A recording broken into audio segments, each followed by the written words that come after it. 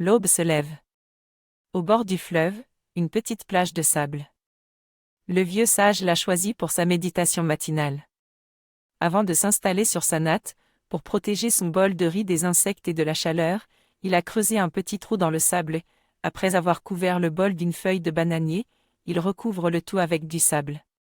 Maintenant, seul un monticule de la taille d'une taupinière indique l'endroit où le récipient est ensablé. Puis, ayant immobilisé son corps et son mental, le maître plonge dans les profondeurs de son être. Sa concentration est si profonde qu'il n'est plus conscient de ce qui se passe autour de lui. Entre-temps, le soleil s'est levé. Quelques disciples arrivent et voient le maître en méditation. Eux aussi s'installent sur leur natte.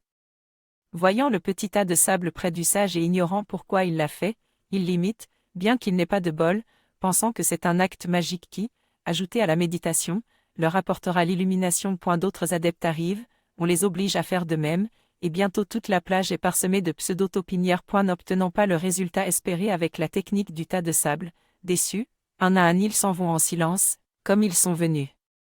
Le sage, qui avait commencé le premier, est aussi le dernier à finir. Quand il ouvre enfin les yeux, il voit la plage parsemée de petits tas de sable et met longtemps, à retrouver son bol. Dans le cas de ce conte, les disciples se trompent sur un maître honnête. Ils croient que le gourou détient la clé magique qui leur ouvrira la porte de l'illumination. Ils imitent jusqu'à ses moindres gestes sans se rendre compte que cette clé, ils la portent cachée dans leur propre cœur. Les faux gourous agissent tout autrement. Ils gardent la main fermée afin que personne ne puisse voir ce qu'ils y cachent.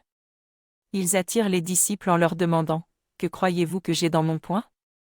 Tous pensent qu'il tient ce que chacun a toujours désiré, et tous courent après cette main prometteuse. Mais lorsque le trompeur, distrait, ouvre accidentellement sa main, ses admirateurs constatent qu'elle est vide. Pour obtenir du pouvoir sur les autres, ces ambitieux enjôleurs affirment posséder une connaissance qu'ils gardent secrète. La petite histoire suivante, racontée par Sri Ramakrishna, réprimande ceux qui cherchent la lumière hors d'eux-mêmes. Un homme voulait fumer. Il se rendit chez un voisin afin d'allumer son charbon de bois. Il faisait nuit et le voisin dormait. Après qu'il eut frappé à la porte, on vint lui ouvrir. Le voisin lui demanda « Que veux-tu » Il répondit « Tu sais combien j'aime fumer. Je suis venu chez toi allumer ce charbon de bois. » Le voisin se mit alors à rire. « Ah, ah, ah. Tu es vraiment un drôle d'homme. Tu as pris la peine de venir en pleine nuit et de causer tout ce dérangement. Pourquoi ? Ne vois-tu pas que tu as une lampe allumée dans les mains ? Mais il n'y a pas que de faux et de vrais gourous, il y a aussi de faux et de bons disciples. » À ce sujet, Mahananda Moyi nous a transmis une histoire révélatrice. Un grand lotus poussait dans un étang. Un promeneur passa près de l'étang et, comme il n'avait jamais vu une telle fleur, il s'arrêta pour l'admirer.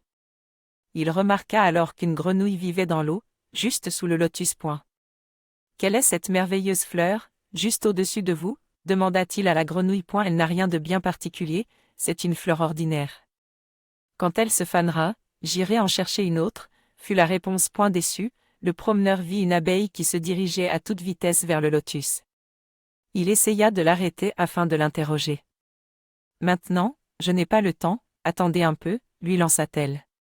Ayant ainsi parlé, l'abeille se posa juste dans le cœur du lotus en fleurs, et elle butina longtemps le nectar.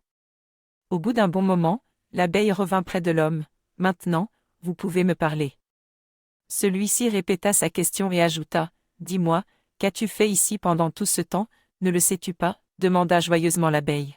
« Ceci est un lotus rempli de nectar délicieux que j'ai butiné, et maintenant tout mon être est transformé.